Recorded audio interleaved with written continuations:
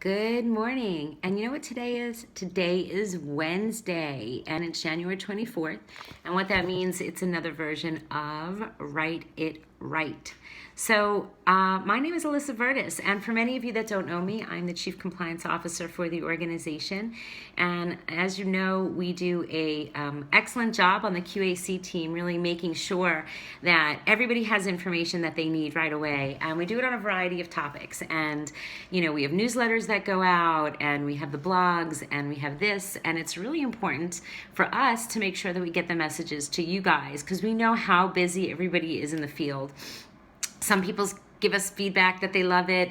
Some people say that they don't really watch it. But for us, we want to make sure that we capture it for everybody that does pay attention to these.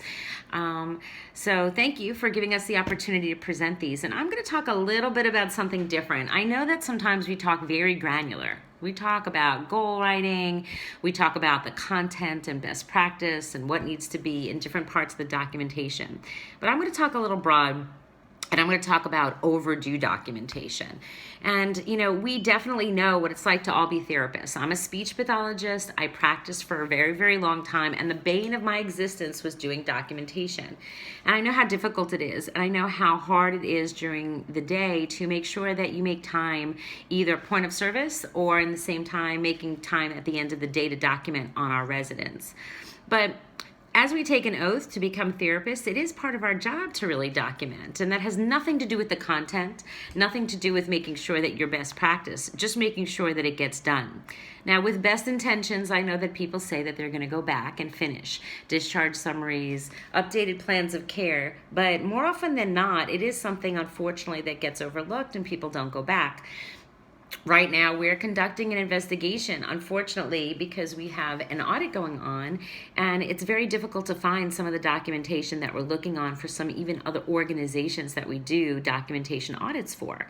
And it is something that's on my mind because I want to make sure that everybody understands how important it is for our residents for a variety of reasons. Sometimes it's for care plan, sometimes it's to make sure that we could defend it in a denial, sometimes it's because of the ZPIC audits that are going on. But either way, it is our responsibility to make sure that we document.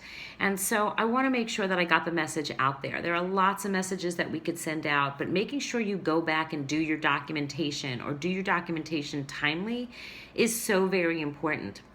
I want to talk about UPOCs. A lot of people come to us and say, do I have to do an updated care plan if there is a progress note due on the same day? And the answer is absolutely. It is important to do that because if you only write your plan of cares for 4 weeks and that UPOC comes up, you actually have to ask for more weeks in your plan, and it's something that needs to be signed by a physician. So if you don't do that, what happens sometimes is then technically we are not able to see the patient. And even though we are seeing the patient, that means that we're seeing the patient with actually no orders. So it is really important for that UPOC to be filled out and not just a progress note. And the same goes for discharge summaries. We get that question all the time. If a discharge summary comes out on the same day as a progress note, do I have to do the last progress note? It is important to do the last progress note and the discharge summary because unfortunately then it causes many alerts and health max. So we want to make sure we get the message out there. If you don't do your UPOCs, then technically you don't have orders to treat those patients. Now, another way around having to do repeated UPOCs and think about timely documentation is when you do your plans of care, do them for more than 4 weeks. That is another way to make sure that you stay timely with your documentation. And so I just want to make sure on today's Wednesday, our important Wednesday, Write It Right Wednesday, we want to make sure that we get the message out there. While the quality and best practice of documentation is really important, so is making sure that you get your documentation done because it's very, very easy to fall behind, and then we can't audit what we can't see and we can't defend what we can't see. So make sure you do that for your patients. You owe it to them to show the great therapy that you're doing and making sure that everybody has the documentation that they need.